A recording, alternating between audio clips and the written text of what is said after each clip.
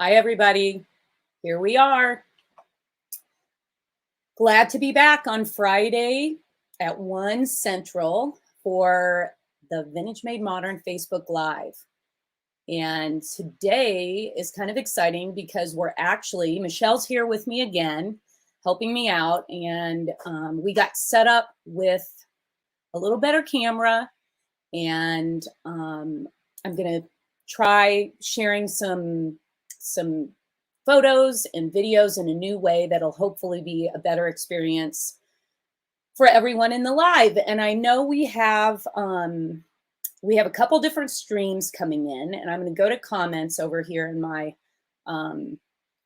platform to look for the comments. So if you're out there and you're watching, I'd love for you to comment and tell me where you're watching from. Michelle will probably go ahead and let me know. She can see the feed, and I want you to comment because commenting will also get you entered for our prize today, our giveaway. And so I'm pretty excited about that. Let's see. And I'm waiting to see some comments, and there I see. Is that Michelle commenting, saying hello? Is anybody else out there? Oh, look, I need to pay attention. We have 19 people on already. So thank you, everybody who's tuned in. And there's Marcy. Excellent. Marcy's coming in from Centerville, Ohio. And Pamela's out there. Excellent. Kathleen. Oh, she's at a quilt retreat in Wisconsin. So tell all your friends at the quilt retreat to tune in Fridays at 1 Central for my Facebook Live. Today, I'm going to have a lot of fun sharing some treasures that I found on my travels to Michigan, and we're going to talk about buttons. And it looks like we have a good crowd today. So thanks, everybody, again for tuning in. So I think I'm going to look at the feed. I see more people commenting. Florida, wonderful. Ohio, wonderful. Nancy Reynolds in Texas. Awesome. It's so great to see you guys. And again, Dawn. Hi, Dawn. Dawn is, she loves Vintage Notions like I do. And we interviewed Dawn for one of our primer membership program courses that I did on tomato pincushions. So, all right, we're looking good, everybody. Let's get started. So first of all, the giveaway, let's talk about that because you're commenting, you want to win, right? So since we're talking a little bit about pearl buttons today, I'm pouring out the buttons that are the prize. And you can see all different shapes and sizes. Some really beautiful buttons are part of the prize. And I'm also going to package that up with my buttonware book. So if you want to comment to win, the more comments, tell us you're out there, and we'll pick a winner. Michelle will help me do that at the end of our time together. So pearl buttons, how do you tell the difference between a pearl and a plastic? And a lot of people would say, well, that's easy. I mean, no problem. But I find that if I find a really, really quality plastic button, sometimes it is difficult to tell the difference between the plastic and the true pearl. So one way, and I did learn that the pearl plastic that is used to create for instance, a plastic pearl button like this is called a monoglow plastic. And I guess that's what gives it that kind of pearlescence look, but it's plastic, right? So I'm going to go through the different ways that I found to tell the difference between the pearl that is true mother of pearl from a shell, punched from a shell, maybe out of the Mississippi or out of the ocean, or the plastic lookalike. And the first thing that I do when I try to tell the difference is I feel to touch how cold the button is. If it's a cold button, I'm pretty much guaranteed it's a mother of pearl. If it's everything, I'm at room temperature, but it is cool to touch. and then the plastic will be warmer. And one way that I always find that works well is actually to actually put it up to my cheek. For some reason, my face is a lot more sensitive to the coolness of that pearl button. Um, so that's one way to tell. Another way is you can get a magnifying glass. I'm going to go ahead and show you some slides to show you the differences in pearl buttons. So I'm going to first look at our feed, and there's Lynn Hopper, and she said, glad this is the topic today. Well, I've been listening, and people have been asking for more information about pearl buttons. So that's why, part of the reason I decided that this would be a great topic today. And there's, oh, good. Pam says she'd love my button book. Excellent. And there's Cheryl Swanson. Real pearl glows against skin. Okay, there's another tip that I learned something new. That's what's fun about these Facebook Lives. We can be interactive and share information. Thank you very much, Cheryl. So now I'm going to go over to my pictures. And what I have lined up here are some images to share with you. So first off, here is, this is the pile of buttons that I found up in Michigan. I went to a Quilt Guild event, and they had a sale, and they had these bags of buttons for $1. And if you want to learn more about that story, go to my blog. My most recent blog on amybarrickman.com has the story of this button show that these buttons. So you can see here the two piles. The ones on the left, I think, are pearls. The ones on the right, I'm pretty sure, are plastic. And then this slide shows you the actual pearls that were some of my favorites that I pulled out. You can see that nice big one with the circular design, and you can even see a pink dyed button. So pearl buttons sometimes have, they sometimes will be colored, but they'll also be what we call smoky pearls, which are those gray, that beautiful gray, black, smoky pearl. And again, I'm going to show you one more slide of here were the plastic buttons that I found in these bags of buttons. So I bought 3 bags, $1 each, and I was so excited to see the Bakelite buttons here. And look at that little anchor button. So I wanted to share the goodies with you. And I have one more picture to share back to talking about the pearl buttons. So this is the front of a pearl button. On the left is a real pearl, and the one on the right is a plastic pearl. And I'm going to flip to show you the back of the button. So that is a special trick for identifying buttons. Always look at the back of your button. I learned that from my friend Judy, who's a button expert here in Kansas City. And we had a conversation recently, and she said, Amy, you'll always want to focus on the back of the button. And what I learned, as you can see in this slide, is these are 2 pearl buttons on the left. One is plastic on the far left, then the pearl. And on the right, you can see the back of the button, which is the pearl. You can see those lines, and that it identifies it's like a shell. So to show you a little more of the shell, what I'm talking about. So I found this buckle. This was a big example of mother of pearl. And look at the back of it. You can totally tell it is a shell from the back. So that's obvious, right? But here and there, you'll find beautiful pearl buttons that are real pearl that, you know, they do look almost purple on the back, or perfect on the back. So again, you get out your magnifying glass, and if your magnifying glass shows imperfections in that nacre, and nacre is the term used for the opalescence finish made by nature to give us the beauty in these pearl buttons. So I think I've given you some really good tips on pearl buttons and how to identify them. And I'm going to go back to the comments and see what everybody's up to. and looks like some celluloid in your plastics. That is true, Lee. There were some celluloids.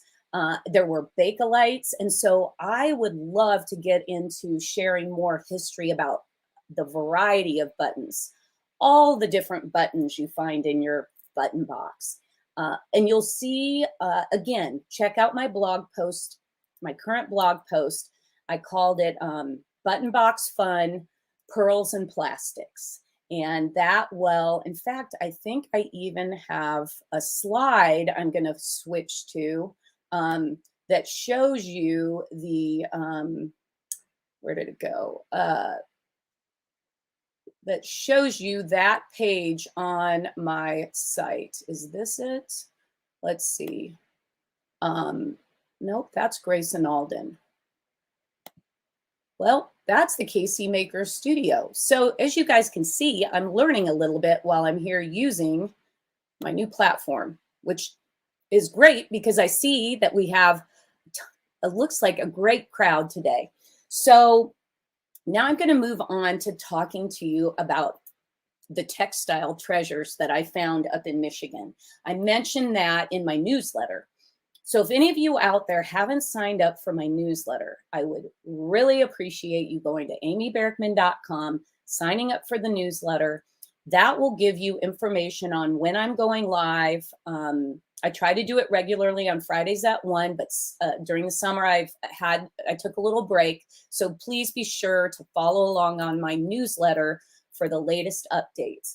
And so what did I find? Well, I was in Michigan, and everybody who, well, not everybody, but if you might know that Michigan is known for cherries. In fact, Traverse City is the cherry capital. And so this is a linen that that I acquired at an antique show in Petoskey, Michigan. And I actually did a blog post about that antique show. So you may want to look for that too. But you can see the cherries combined with the cross stitch. This is just a, really nice towel. Looks like it's never been used. And then another cherry design I wanted to share. This was a gorgeous linen with this border, this toweling. I imagine maybe it was purchased by the yard, which I know today there's some fabric companies that make toweling by the yard, including Moda Fabrics. But there you can see some more cherries.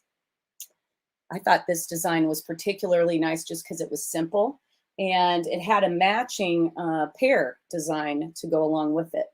So if you're not familiar with my website, I do have an area where we have embroidery patterns. I also, some for sale and some that are free in our free printables area. So if you're looking to get started with embroidery and get some basic designs, check out amyberkman.com and look for those free printables and the different books and patterns we have for sale. Another treasure I bought at the Petoskey show was this this wonderful Arizona map that is a vintage towel again, and it shows all the different landmarks, including like the saguaro cactus. And if, as a child, I grew up going to Arizona to visit my grandparents, so I have a special affinity to the Southwest, particularly Arizona. In fact, here is an even better view. I'll hold it still for a minute, that you can see how fun these textiles are, and the possibilities for them are really kind of endless. This one is a little damaged, so cut it up, make a pillow.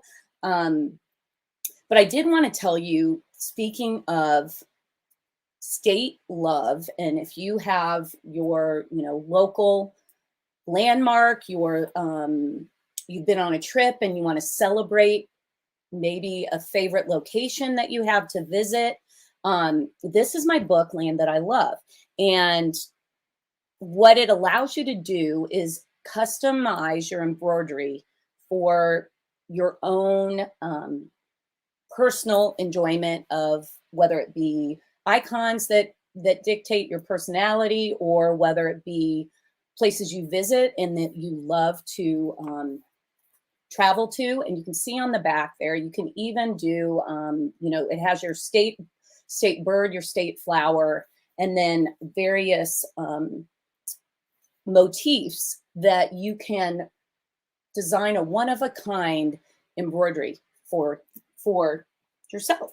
So Land That I Love, Michelle will put in the comments links to this book, but you can see it's all 50 states and just a variety of both illustrations of the state and the flowers and the birds. So I thought that would be fun. And I thought it would also give me a chance to show you Land That I Love in Michigan, where I've been, the area of Michigan that I've been, which you can see right here. I put a little heart on Torch Lake. So this is the area, Northwest Michigan, where I found these textiles.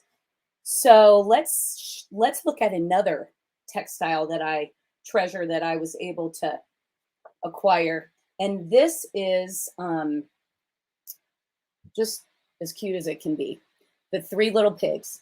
And it is a tinted embroidery, which means the coloring was added and then the embroidery on top of the coloring. So I thought you would enjoy seeing that. And again, I was very fortunate to find these treasures. This is a very unique piece, and I got it for a very great price, just a few dollars. So that's the fun, treasure hunting, right?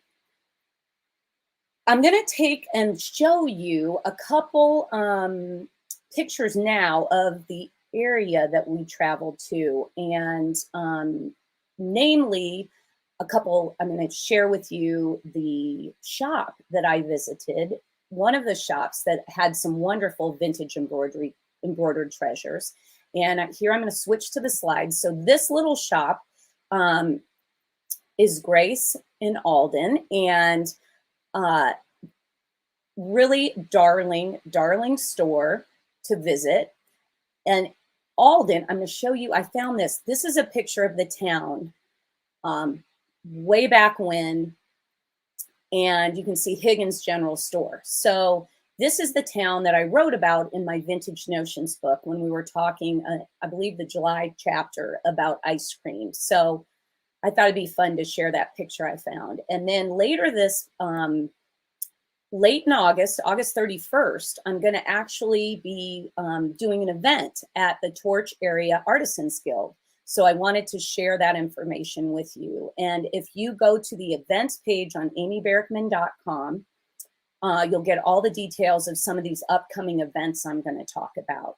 And this one will be held at the library in town, and it is open to the public. So stay tuned on my email for the updates on that too.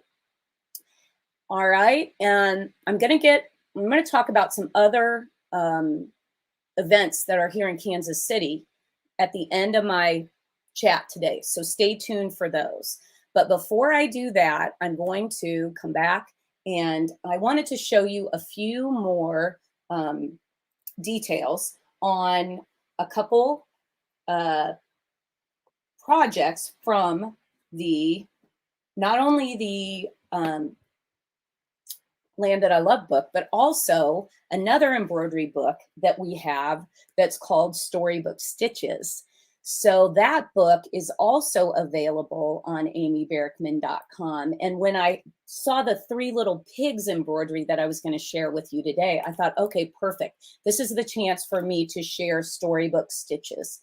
So this book has sunbonnet, the sunbonnet babies, the overall boys, and then just some really nice red work. And red work's another theme that I plan to touch on in the Facebook Lives that I do. So I did find one project out of this book that I thought it would be fun to show you. And this is a little pillowcase. So if you love red work, anybody out there, I'm going to go back to comments and tell me if you guys enjoy red work. and embroidery, hand embroidery. So this is, I thought, just a really darling embroidery. I don't know if you could hear me while I had that in front of, but you can see, I thought it was kind of fun too. This looks like a fall kind of design because there's a pumpkin there in the corner. But this is just a sweet little pillowcase. And this design is in the Storybook Stitches book. And that book is available on as a PDF on amyberkman.com. So that is the Storybook Stitches. And there's some applique ideas in there too. I'm not going to get to those this week, but maybe next week we'll talk about embroidery and applique if you guys like that idea. Okay, I'm getting a lot of love, vintage embroidery. Great. Thanks, everybody. And Kathy says that redwork is such a great technique. You know, redwork's great because you need one color, it's simple, and you really get, I think, a return on your investment of time when it comes to redwork. You can do some really fun things in a short amount of time. In fact, I just remembered that I think I have a towel in here that's redwork. Yes, I do. For those of you in Ohio, here we go. I've got Ohio. We've got a little OSU, Ohio State flag, and looks like Columbus is where our heart is, and it's the Buckeye State. So these are the type of motifs that you can pull from, again, the Land That I Love book. And that's available. You can order it on Amazon. We may be adding it as a PDF download on amyberkman.com. I'll keep you posted on that if you join the newsletter. So I wanted to get a quick chance to share that. And let me make sure I've gone through everything in my pile over here. Well, of course, one last note, there are some really great embroidery designs in Vintage Notions too. And I'll be talking about those in future weeks and some of the different techniques out there. So I'm going to go back to my slides here to, oh, there's a Buckeye. Let's go sew is a Buckeye out there. Excellent. Okay, now we're going to go back, and here I have really exciting news here in Kansas City. Some of the best news I've had in a long time, and this is it. We have a new store, a new creative venue for shopping for not only your quilt fabric, but potentially apparel fabric. Also, there's going to be embroidery supplies when we're talking about embroidery. In fact, I will be there on August 21st from 10 till about 3, working in the store for their grand opening. And at that event, I will have these books that I've shown you, if you're interested, to come by and buy from this wonderful local shop. It's on Johnson Drive in Mission, Kansas. And I'm so excited about Patty's store. Go in and introduce yourself. Make sure you say, I heard about you on Amy's Live. And I'm going to show you some pictures from her store, actually. I was in there the other day planning, but you can see how beautiful it is. They're gorgeous fabrics, all sorts of different designers that we know and love. She's also, exciting news, carrying some Indigo Junction patterns and really going to have a focus on garment sewing as well as quilting. Patty also has a retreat center. So, you know, I can't tell you how excited I am that we have a new fabric store in Kansas City. I'm just thrilled. And you know, there's other great shops in the area, many great shops in this area. So if you're from, out of town and you need a little, road trip, Kansas City's the place for some wonderful fabric and quilt shops. And one other big event that we have coming up that I wanted to talk about in Kansas City is the Quilt Extravaganza. And this is happening at the Westport Historical Society. And guess who the guest is? I'm a little bit excited. It is Tammy Reed, Coach Reed's wife of the Kansas City Chiefs. She is a quilt collector, and you can see here in the slide that it shows some of the quilts. She will be doing a lecture, and then for 2 months, we will have the chance to see her collection of quilts, and we'll see a wide variety of different well-known experts in quilting are going to be doing courses at the Westport Historical Society, which is at the Harris House in Westport. So Michelle help me out and put a link in the notes and in the comments to get you to this site. And Marty is, I'm working with Marty, who is chairing the show, and I'm going to be doing an event there too. We're still finalizing the time and date exactly, but I will put that on my events page when we firm that up. And I'm going to be doing, right now I'm thinking a talk on feed sack quilts. So just keep that in mind.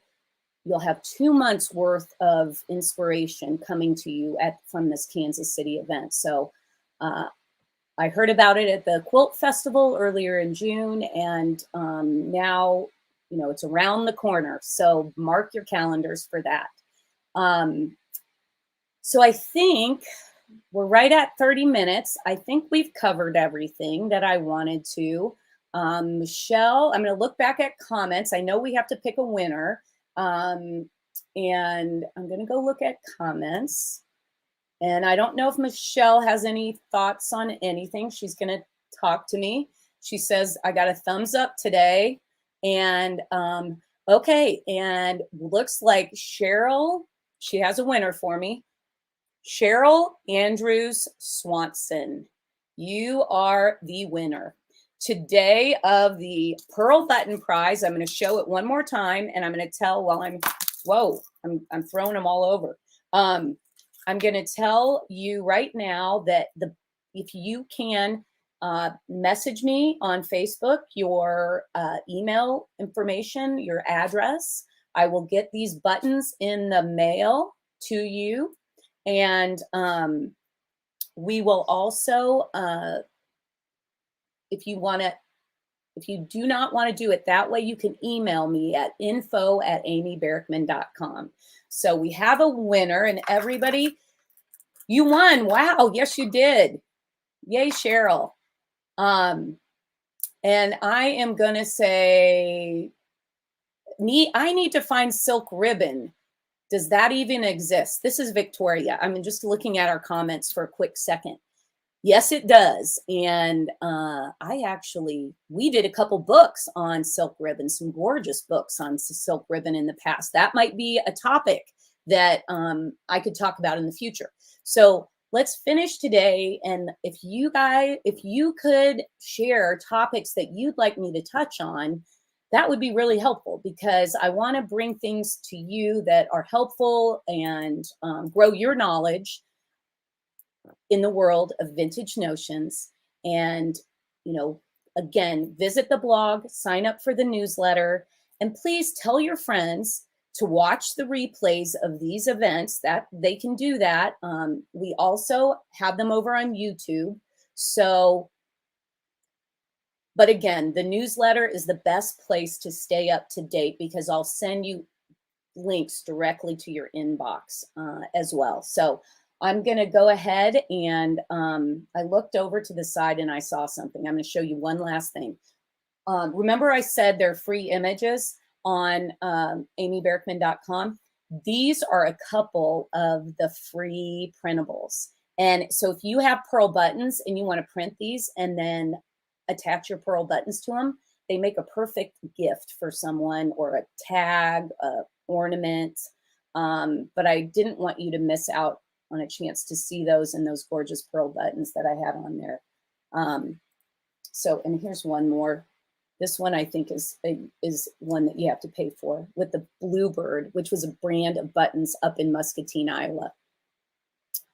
Muscatine, Iowa, if you want to know that story, check out the blog I did on my visit to the Mother of Pearl Button Museum.